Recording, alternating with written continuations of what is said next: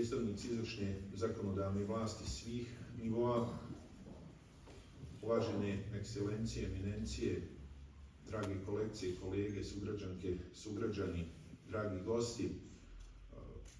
Prije svega želim da se zahvalim Azri na ovom dokumentarnom filmu koji je još jedan dokaz o zločinu na Tuzlanskoj kapiji, još jedna istina i poruka da ovo nije samo sjećanje, da je ovo opomena svima nama, ali i svima drugima, da se ovakav zločin više nikada i nikome ne dogodi.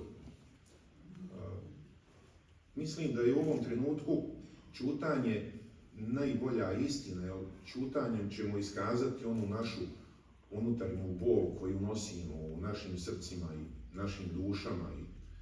I ja ne bi dalje duljio, jer stvarno mi je teško govoriti o ovoj temi ovoga dana, ali ono što je bitno jeste da istrajemo u snazi, u jedinstvu prenošenja poruke istine o zločinu na kapiji.